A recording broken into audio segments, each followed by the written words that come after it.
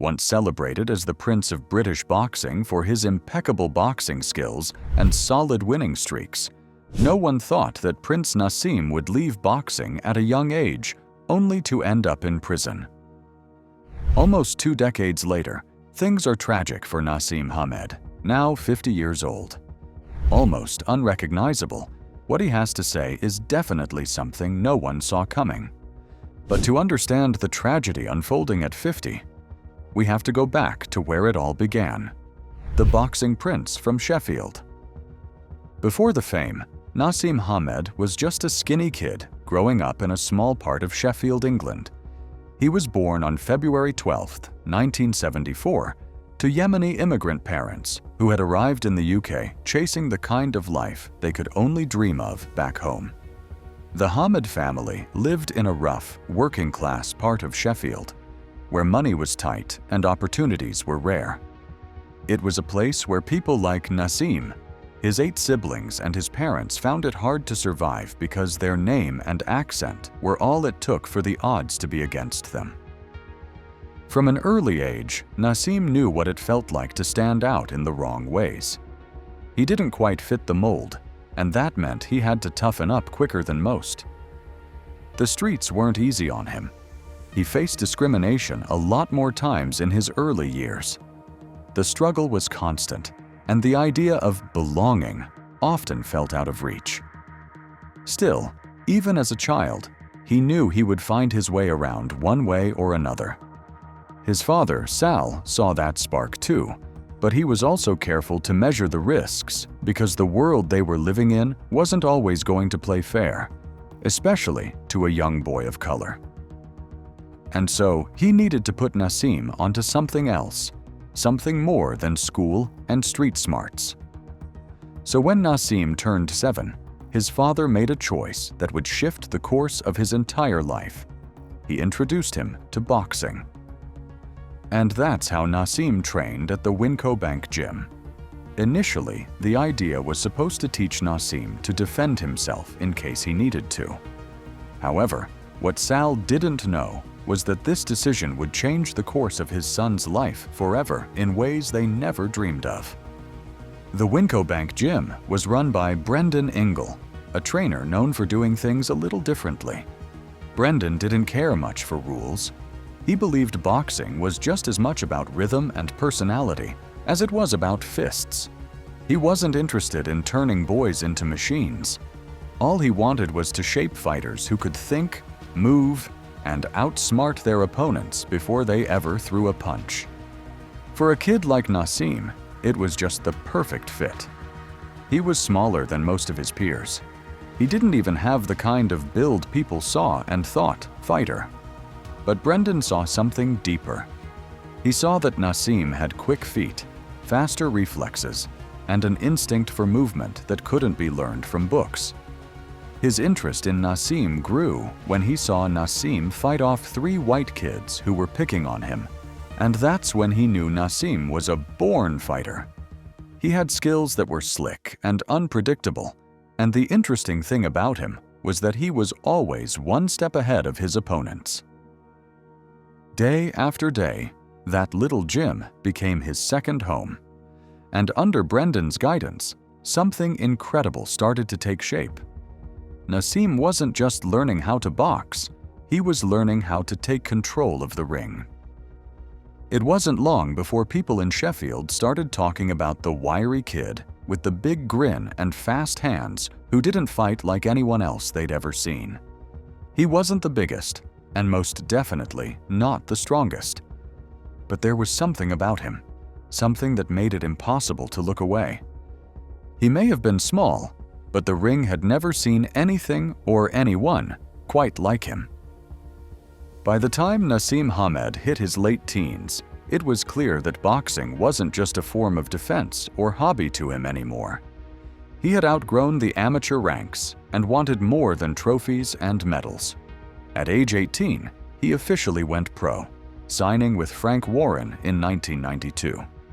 That same year, he made his debut against Ricky Beard in Mansfield, which ended quickly when Naseem knocked him out in the second round. A few months later, he did it again, And just like that, one fight after another, his streak was building. But the fight that really put his name on the map came in 1994 when he faced off against Vincenzo Belcastro, a former world champion with experience and a solid chin. It was meant to be a test, but Naseem made it look like a mismatch.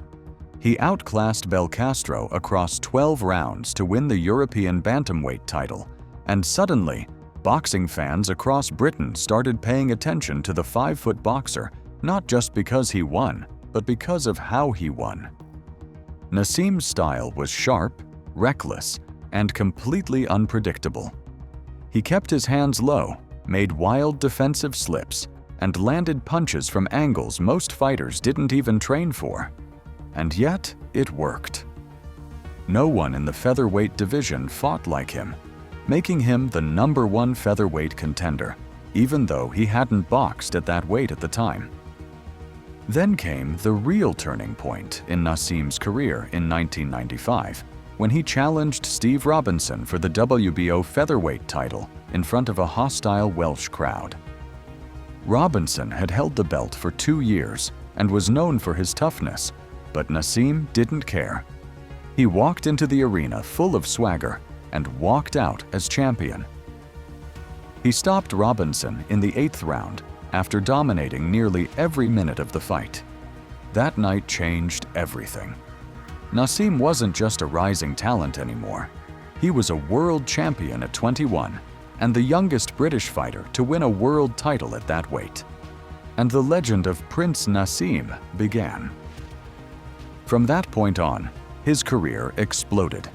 Each fight came with a new ring entrance, which sometimes included dancing, or Naseem on a flying carpet, or even flipping into the ring with lights, lasers, and smoke machines. And it wasn't just the flashy entrances he had to show for it. He backed it up with his winning streaks. Between 1995 and 2001, Naseem went on a tear. He defended his WBO title multiple times and added more belts along the way, including the IBF and WBC versions. He defeated fighters like Manuel Medina, Wilfredo Vasquez, Paul Ingle, and even Kevin Kelly. What made him different was how easily he made great fighters look ordinary. His footwork was loose but deliberate. His punches came out of nowhere. He could land an uppercut while moving sideways or knock someone out with a single hook he didn't even load up. Even spectators couldn't always see the punches coming, let alone his opponents. Beyond the ropes, he was a marketing dream. His fights pulled big numbers. He signed multi-million-dollar TV deals with Sky Sports in the UK and HBO in the US. By the late 1990s, Naseem was headlining in Las Vegas, rubbing shoulders with the likes of Don King and Oscar de la Hoya. His face was on billboards with his name on pay-per-view. His undefeated streak climbed to 36 fights, 31 of those wins by knockout. That kind of power in the featherweight division was nearly unheard of. People started calling him the hardest puncher at 126 pounds. Some said he was the best British boxer since Lennox Lewis. Others thought he was boxing's future. Still, no one could deny one thing.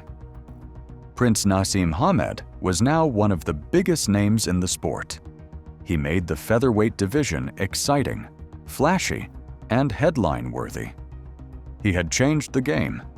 But every crown weighs heavy, and Naseem's neck and whole body would soon start to feel the weight. By the year 2000, Prince Naseem Hamed had it all. He was a global boxing attraction, with his fights selling out arenas, and the best thing was that there were brands lined up for deals. Also, fans couldn't get enough of his interviews, jaw-dropping entrances, and wild finishes inside the ring. That summer, Hamed returned to the ring to face a promising young American contender named Augie Sanchez. He ended up defeating Sanchez in a brutal 4th-round knockout, with the American boxer being taken out on a stretcher. But by the end of that year, something had changed. After that fight, Naseem didn't return to the ring for the rest of the year. Instead, he spent months away from competition, dealing with the politics of boxing, back and forth negotiations, and reportedly turning down fights that didn't meet his financial expectations. Even with that, Naseem's profile was stronger than ever. He was working with major networks, appearing in commercials, and living the lifestyle that came with being one of Britain's most successful athletes. While fans waited for his next opponent, some in the boxing world started to question whether the long layoff would affect his performance. The sport was moving fast, and staying out of the ring too long, especially in a division full of hungry challengers, was a gamble. By late 2000, talks began for what many saw as Naseem's biggest test yet, a showdown with Mexico's Marco Antonio Barrera. Barrera wasn't flashy like Naseem, but he was respected. He was also a former super bantamweight champion who had just moved up to featherweight and was coming off a string of strong performances. What made this matchup so appealing wasn't just the contrast in styles, it was the fact that Barrera was seen as someone who was capable enough to not lose to Naseem. As a calm, calculated, and hard-faced top-tier competitor, Barrera was Naseem's ultimate contender. The fight was signed for April 7, 2001, in Las Vegas at the MGM Grand. It was billed as a super fight, and obviously Naseem was the crowd's favorite, not just by the odds, but by reputation. Many believed Barrera wouldn't last beyond the middle rounds. After all, no one had really pushed Naseem to the limit before. But what happened that night shocked everyone. From the start, Barrera came in strong and controlled his pace. He stayed disciplined, used lateral movement, and picked his shots carefully. Naseem's signature power punches never found their rhythm with Barrera, and that was a first. He lunged forward, swung wide, and often missed. Barrera didn't engage recklessly. He stuck to slipping punches and countering Naseem's punches with precision. By the later rounds, Naseem was chasing the fight, but Barrera never gave him the chance to take control. After 12 rounds, the decision was clear. Barrera had won, and he had won convincingly. The judges scored it unanimously in Barrera's favor. For the first time in Hamed Naseem's professional career, he lost. Fans back in the UK were stunned, to say the least. The media, once obsessed with Naseem's charisma, now turned sharply critical. Some called it a tactical collapse, while others blamed the long layoff or his growing distractions outside the ring. Many believed he had underestimated Barrera, focusing more on his image than on preparation. While all these went on, Naseem disappeared. He vanished out of the spotlight just like that. No press conference, no announcement of a rematch, no explanation. Days had passed, then weeks turned into months since he stepped out of the public eye. Then later, rumors swirled about retirement. Some insiders said he was still training. Others believed he was done for good. Whatever the truth, Naseem offered no answers. It wasn't until May 2002, over a year later, that he returned to the ring for what would be his final fight. His opponent was Spain's Manuel Calvo, and the fight was meant to be a comeback, a chance to reassert dominance. But the performance was bland. Naseem fought carefully, almost passively. The speed and sharpness that had once defined him weren't there anymore. Regardless, he won by unanimous decision, but the energy was so flat that even the crowd felt it. After that, Naseem walked away from boxing entirely. There was no farewell tour, an attempt to rebuild his glory. At just 28 years old, one of boxing's most captivating figures retired. It was a quiet end to a career that had never been quiet before. While he left behind a legacy of flair, power, and showmanship, He also left a long list of unanswered questions. Fans waited for a comeback, but what came next was far from a return to glory. After his retirement, Prince Naseem Hamed gave no interviews to explain the reason for leaving boxing at such a young age. For a while, it seemed he had stepped away quietly, content to live off the fortune he'd earned in his short but explosive career. He kept to himself, shielded from the spotlight that once followed his every move. That changed on a spring day in May 2005, when a car crash happened on a quiet country road near Sheffield. And shockingly, Naseem was involved. It turned out Naseem was behind the wheel of his 325,000-pound silver McLaren Mercedes SLR, one of the fastest production cars in the world at the time. Witnesses would later say he'd been driving aggressively, attempting to overtake another vehicle at high speed on a blind curve. By doing so, he hit another car driven by Anthony Bergen, who sustained major bone and brain injuries, leaving him incapacitated. On the other hand, Naseem walked away from the wreck unhurt. But what people didn't expect was for the public figure to flee the scene of the accident. That was definitely not one way to make it back into the headlines. That terrible decision turned public opinion swiftly and unforgivingly against him. Police launched an investigation and tracked the incident back to Naseem within hours. What followed was a criminal case that played out in headlines across the UK. In court, the evidence was clear. Naseem had driven recklessly, showing what the judge later called astonishing arrogance. A year later, he was sentenced to 15 months in prison for dangerous driving. He served just 16 weeks before being released on an electronic tag. But still, the damage was already done. Overnight, Naseem went from national icon to a cautionary tale. The media, once obsessed with him, now painted him as a fallen star, a man blinded by ego and entitlement. Fans who had once chanted his name now turned their backs. They called him cold and selfish for not tendering apologies to the man whose life was almost taken. And just like that, he went from being one of the most talked about fighters in the sport to someone who barely existed in it at all. Years later, now almost unrecognizable at 50, he's nothing like what he used to be, and what replaced him shocked everyone: his physical and emotional transformation.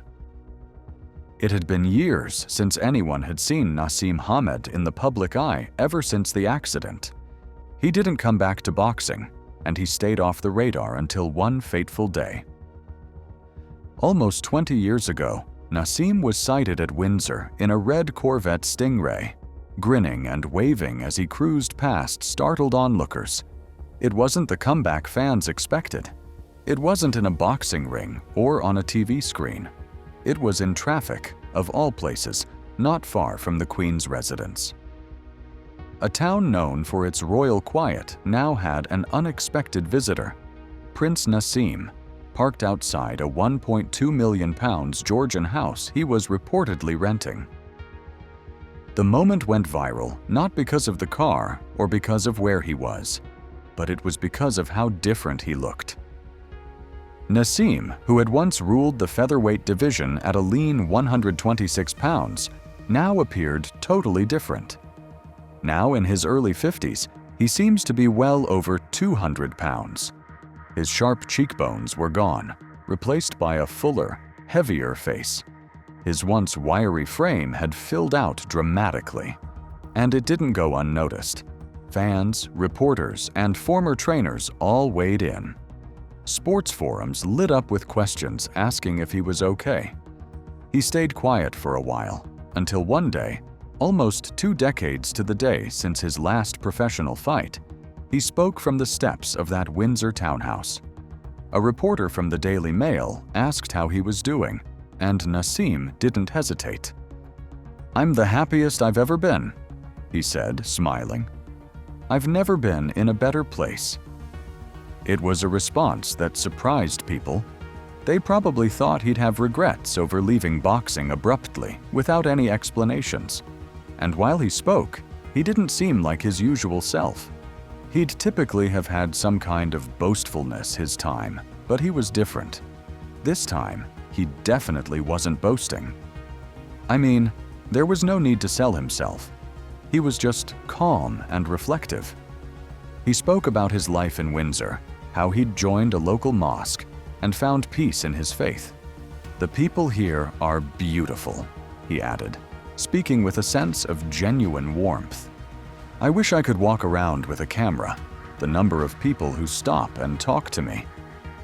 Despite the added weight and years of silence, he was still recognized, still remembered and talked about, and that mattered to him. And while his confidence hadn't left entirely, as he admitted that he was still a bit cocky when asked, he also added something else by saying, "I'm more humble now." That change was hard to ignore. Gone was the aggression, the trash talk, and the showboating that once filled arenas. He didn't speak about boxing that day, or his past opponents, or the titles he used to hold. He didn't need to. His presence alone reminded people who he was and who he had become. There was no press team around him or an entourage. He was just a man on his front steps, looking heavier, yes, but maybe lighter in other ways. But even as his appearance changed, his legacy remained a topic of fierce debate.